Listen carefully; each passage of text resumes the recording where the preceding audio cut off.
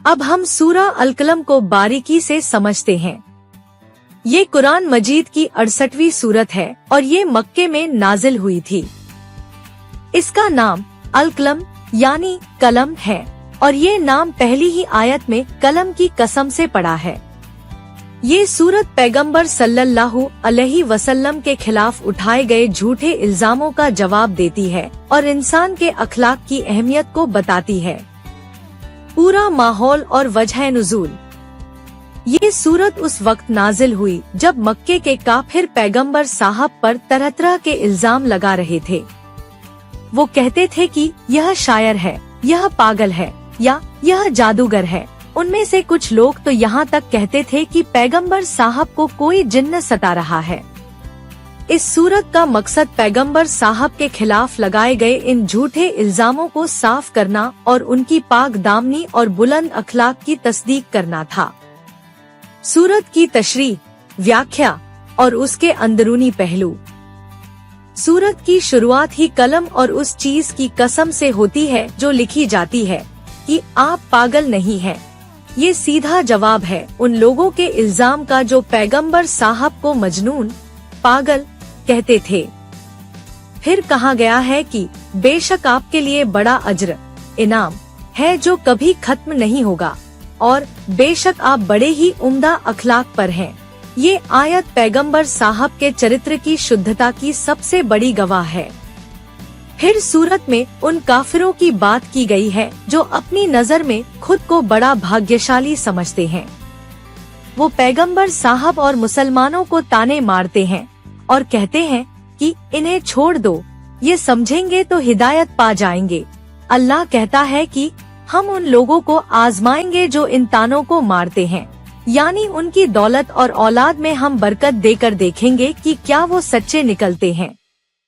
इसके बाद सूरत में एक बहुत ही मशहूर किस्सा बयान किया गया है, असहाबुल जन्ना यानी बाग वालों का किस्सा।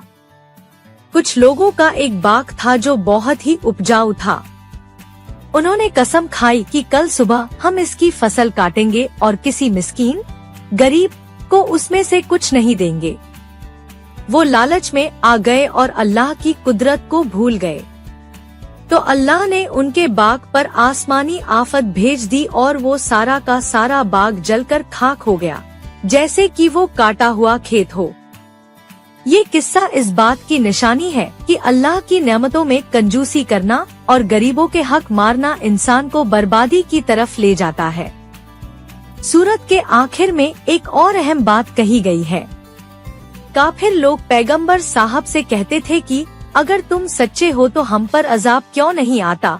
अल्लाह जवाब देता है कि क्या ये लोग हैं जो हुक्म चला रहे हैं कि तेरा रब कब अजाब भेजे, और क्या ये लोग अपने रब के आगे झुकने वालों को रास्ता दिखाएंगे। ये सवाल उनकी हेकड़ी को तोड़ने के लिए है। फिर सूरत का अंत इस बात पर होता है कि आप अपने रब की कसम खाने वालों के साथ न बैठें, यानी ऐसे लोगों की सोहबत से दूर रहें जो अल्लाह की आयतों का मजाक उड़ाते हैं। सूरत की उपयोगिता और मुख्य संदेश। ये सूरत हर मोमिन के लिए बहुत काम की सीखें रखती है। सबसे पहले तो ये हमें पैगंबर साहब के बुलंद अखलाक और उनकी सच्चाई का यकीन दिलाती है। दूसरा, ये सूरत हमें सिखाती है कि दुनिया की दौलत और औलाद पर घमंड नहीं करना चाहिए, क्योंकि अल्लाह चाहे तो उसे एक ही रात में बर्बाद कर सकता है, जैसे बाग वालों का हाल हुआ। तीसरा, ये सूरत हमें गरीबों और मिस्कीनों के हक की हिफाजत करने की तालीम देती है।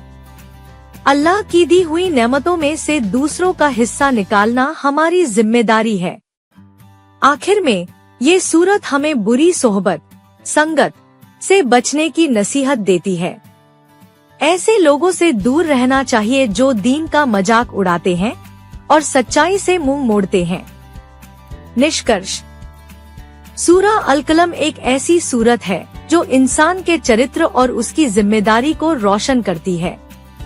ये हमें याद दिलाती है कि असली कामयाबी दौलत या ताकत में नहीं, बल्कि अच्छे अखलाक और अल्लाह के हुक्म के आगे झुकने में है।